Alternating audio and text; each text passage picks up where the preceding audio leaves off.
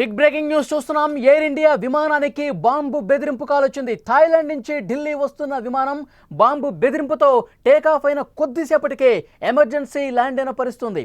విమానంలో bomb squad వెంటనే తనిఖీలు చేశారు. ఆ విమానంలో 156 మంది ప్రయాణికులు ఉన్నారు. ఎయిర్ ఇండియా ప్రయాణికులకు షాకుల మీద షాకులు తగులుతున్నటువంటి పరిస్థితి ఉంది.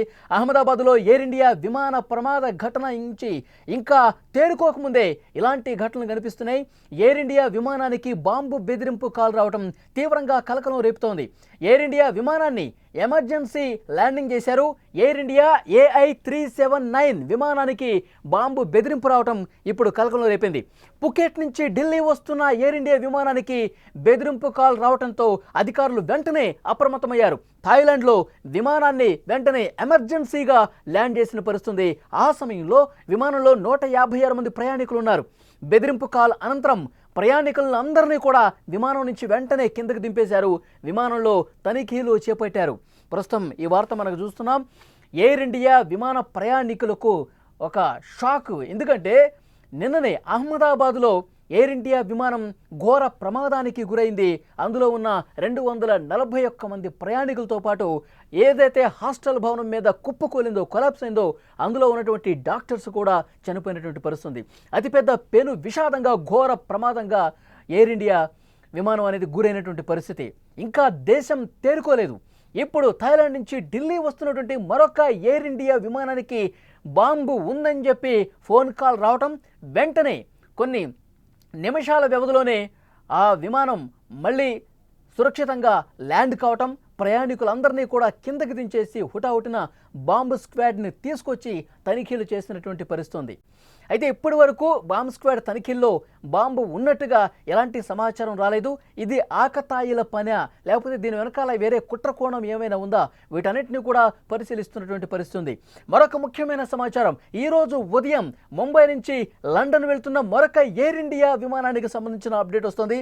ఆ ఎయిర్ ఇండియా విమానం టేకాఫ్ అయిన తర్వాత 3 గంటల పాటు గాల్లోనే ఉండి వెంటనే మళ్ళీ ముంబై ఎయిర్పోర్ట్లో సురక్షితంగా ల్యాండ్ అయింది. దానికి కారణాలు అఫీషియల్గా అనౌన్స్ చేయకపోయినా వస్తున్నటువంటి ఇన్ఫర్మేషన్, ఇజ్రాయెల్ ఇరాన్ యుద్ధం జరుగుతున్నటువంటి నేపథ్యంలో, ఇరాన్ తన గగనతలాన్ని మూసివేసే నేపథ్యంలో వెంటనే అధికారులు డెసిషన్ తీసుకున్నారు. కేంద్ర ప్రభుత్వం కూడా డెసిషన్ తీసుకుంది. అటు ఇరాన్, ఇజ్రాయెల్ మీదుగా, వాటి గగనతలం మీదుగా ప్రయాణించే విమానాలు అన్నింటినీ కూడా మళ్ళీ వెనక్కి పిలిపించండి, ఆ మార్గంలో విమాన ప్రయాణాలు రద్దు చేయండి అని చెప్పి డైరెక్షన్స్ చాలా స్పష్టంగా వచ్చాయి.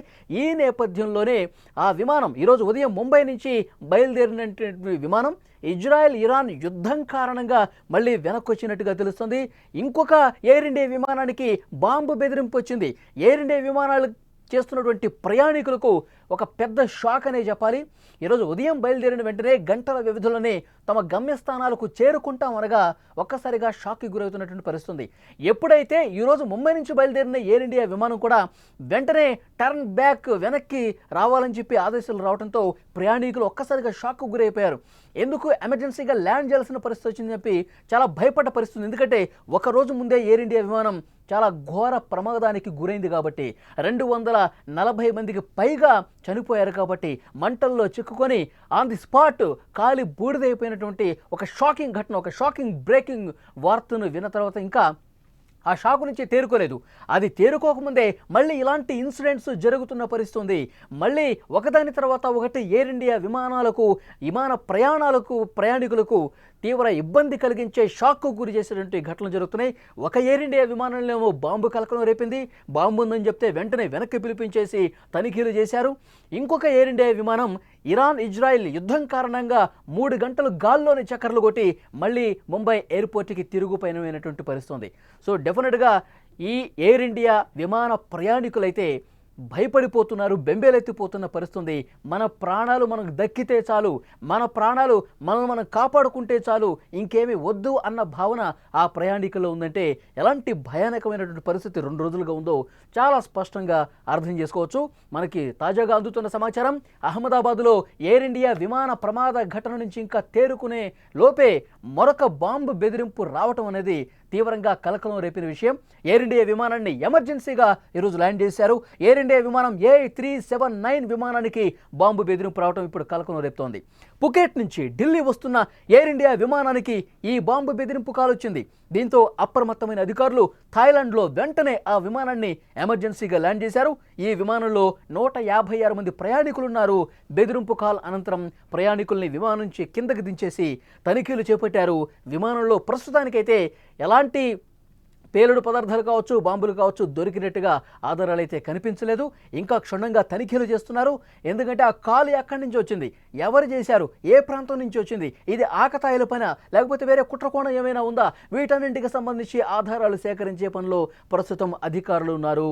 2 రోజుల వ్యవధిలో వరుసగా జరుగుతున్నటువంటి ఈ ఘటనలు ఎయిర్ ఇండియా విమానంలో ప్రయాణించే వాళ్లకు, ప్రయాణిద్దాం అనుకునే వాళ్లకు, ఆల్రెడీ ప్రయాణించినటువంటి అనుభవం ఉన్న వాళ్ళు షాకుల మీద షాకులు తగులుతున్నాయి. ఒక ఘోర ప్రమాదాన్ని ఇంకా మర్చిపోకముందే 242 మంది ఆ విమానంలో ప్రయాణిస్తుంటే అహ్మదాబాద్ నుంచి టేకాఫ్ అయిన వెంటనే అతిపెద్ద ప్రమాదం జరిగి చనిపోయినటువంటి మంటల్లో కాలి బూడిదైపోయినటువంటి అది ఇంకా కళ్ళ ముందు కనిపిస్తోంది. ఆ బాధ, ఆ ఆవేదన, ఆ ప్రమాదం తలుచుకుంటేనే ఒళ్ళు మొత్తం కూడా షేక్ అయిపోతున్నటువంటి పరిస్థితి. ఆ ప్రమాదం నుంచి బయటపడ్డాడు ఒక వ్యక్తి. ఇంకొక మహిళ 10 నిమిషాలు లేటుగా రావడంలో ఆ విమానం ఎక్కలేదు.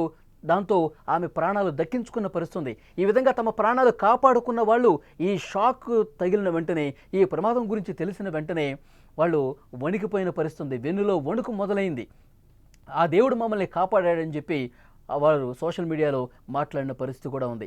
ఇప్పుడు ఒకరోజు అయిందో లేదో మళ్ళీ ఎయిర్ ఇండియా విమానాల ప్రయాణికులకు షాకుల మీద షాకులు తగులుతున్నాయి. బాంబు బెదిరింపు రావడం, సురక్షితంగా ల్యాండ్ చేసి అధికారులు అక్కడ తనిఖీలు చేస్తున్నారు.